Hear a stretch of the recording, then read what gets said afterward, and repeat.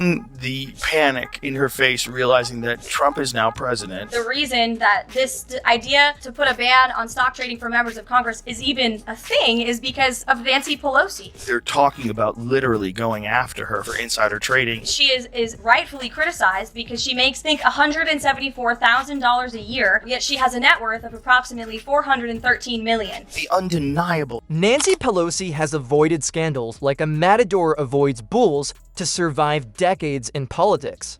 Joe Rogan, meanwhile, had no desire to wave a crimson cape. He arrived with facts, quips, and the kind of unvarnished comments that caused her meticulously constructed image to tremble like a chandelier during a seismic activity. It wasn't just a roast that happened. It was a demolition job that exposed the painful, unvarnished truth in plain view, removing the political gloss. People called to ban it. They were like, Nancy Pelosi's like, what? No, we're not going to do that. Why would we do that? Yeah. Ladies are $200 million. She makes $200,000 a year. Yeah, right. She's better at stock trading than Warren Buffett and George Soros. Yeah. Why wouldn't she be?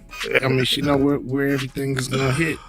It's you crazy. know what's going to hit, when it's going to hit, and how much it's going to hit for. Nancy Pelosi was quickly transformed by Joe Rogan into the political equivalent of a self-evident joke. This wasn't a nice, superficial jab.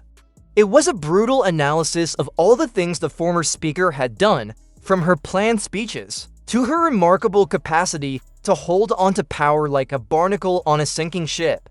He targeted the weaknesses in her political career. Her double language, duplicity, and length of time in politics likely mean that she has a congressional pension plan that predates certain members of Congress. Pelosi, this giant lady who wants all the money. Private beach in Italy, and we're going to go out tonight by singeing your retinas with a photograph of that event. He was been in politics for 150 years. There's pictures of her with Kennedy. I didn't realize Nancy Pelosi was well endowed. Oh boy. Really? Yeah. You've done the research. Well, there's all these photos where people are calling her, what's a gilf? If you like this video, please hit the bell symbol and subscribe to the channel. The way Pelosi portrays herself as a champion of the underdog while residing in a home that could easily accommodate the G20 conference was ridiculed by him. Her reputation as a public servant and her history of political scheming, which always appeared to work in her favor, were contrasted sharply by Rogan. The way she discusses working-class hardships while drinking imported wine, which likely costs more than a month's rent for the very people she purports to represent, was mocked by him. This is third in line for the presidency on a private beach in Italy. Soak it in, ladies and gentlemen. Close your eyes as you go to sleep tonight and try to get that image out of your head, if you can. You never seen her? No, I have No never seen Nancy disrespect. Pelosi's No disrespect, Mrs. Pelosi. I admire her for her stock choices. Would you get every person in the country to turn off their televisions? You throw that up on the screen? And look at the size of those fucking sweater hammers. That is incredible. That has made me a lot more in favor of Congress. So was right? That was followed by the section that made everyone either chuckle or move uneasily in their chairs. Rogan's analysis on the notorious stock trading scandals involving Pelos. He did more than just bring it up. He sliced it up with surgical accuracy, presenting the image of a politician who has transformed his public service position into a financial whiz that would make Wall Street brokers blush. He explained how her trades coincidentally coincided with impending legislation, which sounded less like a coincidence and more like insider knowledge wrapped in a high-end scarf. No. It's wild. They confronted her about being able to insider trade. Over the course of your career, has your husband ever made a stock purchase or sale based on information you received from him? No, absolutely not. Look, she pushes the microphone away. Do you see the Nancy Pelosi thing? Oh, this is ridiculous. Nothing was insider. Let's watch this because it's so funny. Nancy Pelosi became rich. Why do you have to read that? We're here to talk about this. Wanted to give you a chance just to respond. He accused you of insider trading. What's your response to that? It's ridiculous. In fact, I very much support the trading of members of Congress. By comparing her press briefings to an Olympic sport of verbal gymnastics, he mocked her propensity to sidestep direct questions. According to Rogan, it's like seeing a magician do a trick when Pelosi sidesteps a question, but you can see the strings, the trapdoors, and the secret weapon from a distance. Her ability to appear as though she is addressing a problem while actually saying nothing significant turned into one of his most effective comedy tools. You would need people to enter into politics at the highest level that didn't need the money and really were good people that really wanted to just change the tone of how everything is governed. And that's going to be so hard to do because the money is so nuts. And that's, do you see the Nancy Pelosi thing? The new one? She was being interviewed and then was like, I didn't want to talk about that. Anderson Cooper. Put that on. Anderson Cooper, he sneaks it in. She's like, I came in here to talk about the anniversary of Medicaid. Like, she cares about Medicaid. She's worth an estimated $400. However, Rogan's criticisms went beyond politics. He targeted the well-executed public image, the well-planned picture opportunities, and the persistent efforts to portray every failure as a triumph. As the political equivalent of a passive-aggressive Yelp review, he made fun of her well-known applauding at the State of the Union, grinning but nevertheless making it hurt.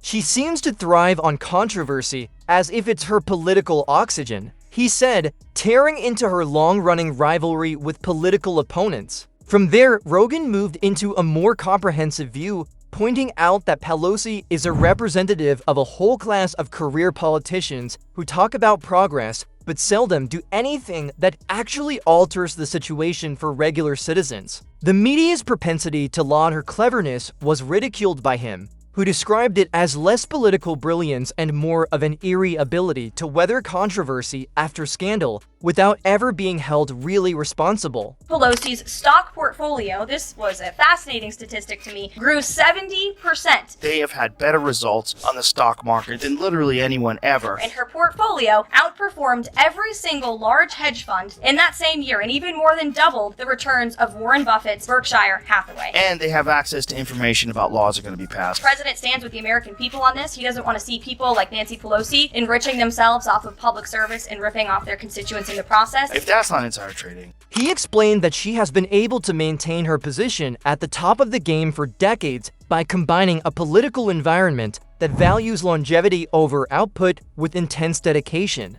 Furthermore, he didn't sugarcoat the uncomfortable reality that, despite her rhetoric about defending democracy, Pelosi has never shied away from engaging in the same political maneuvers that she blames others for. When Rogan finished, Pelosi's reputation as the unflappable, dignified political leader had been supplanted by something much less favorable. A seasoned system player who understands how to maintain her influence while the rest of the nation continues to wonder why nothing is changing. Under Joe Rogan's sarcastic scrutiny, Nancy Pelosi's political career appeared to be more of an ongoing improv performance in which the performer keeps missing her lines but stays on stage, rather than a decades-long legacy. An estimated 400 million. And because the guy was so polarizing, and because he was such an easy guy to turn into a Nazi, there's a threat to democracy, we can do anything we can to stop him. So what do? They stop all primaries. They don't have real primaries anymore. They rig it with Bernie Sanders, they rig it with RFK Jr., you know, they're just the whole... Despite years in power, Rogan's achievements felt more cosmetic than tangible as he ripped through her political gaffes like a UFC fighter on a heavy bag. He made fun of her remarks, saying they frequently sounded like someone squinting at karaoke lyrics on a malfunctioning teleprompter. He maintained that her tenure in office was akin to directing the wheel without actually operating it, resulting in interminable negotiations and mediocre policies instead of radical changes. Then came the jokes about money Rogan made fun of. Her extraordinary luck in the stock market, comparing it to seeing Bigfoot, which is uncommon, dubious, and alluring to conspiracy analysts. He made it into a running joke, seeing her giving speeches with one eye on the clock as her brokerage account glowed like a treasure trove of video game loot whenever legislation was approved that favored her. Rogan made fun of Pelosi's ability to sidestep difficult questions, likening it to a fighter who never throws a punch but slips every time. Her lengthy, convoluted responses, he claimed, could be played back or forward without altering the meaning verbal haze so dense that you would lose sight of the initial query. Her decades of political posture, when strategic leadership frequently meant waiting for a change in public opinion before taking action, were likewise mocked by him. Her approach, which Rogan compared to flinging confetti at a burning building, attention-grabbing, but pointless, was to ride outrage when it was safe to do so, and to gently depart when it wasn't. Leveraging the generational divide in Pelosi's politics, Rogan claimed that her operating system hadn't been upgraded since 2009, not her advanced age. In the divisive, internet-driven environment of today, her playbook bipartisan agreements and polished sound bites felt like relics. Her carefully manicured public persona, which was more like campaign advertisements than genuine, was criticized by him. He claimed that although that control pleased insiders, it turned off voters who perceived her as a member of an enduring political elite.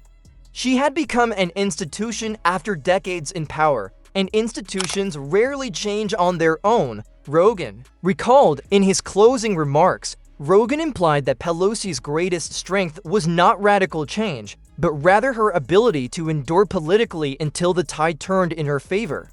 He portrayed her as the escape artist of Capitol Hill, avoiding controversies and criticism with decades of honed grace, transforming mistakes into misunderstandings and attacks into political noise. She was, in his account, a strategist who could outmaneuver opponents, but not the system's stagnation, a progressive icon more dedicated to maintaining the status quo. His audience laughed and flinched as they watched the performance art roast, wondering how much of it was comedy and how much was reality.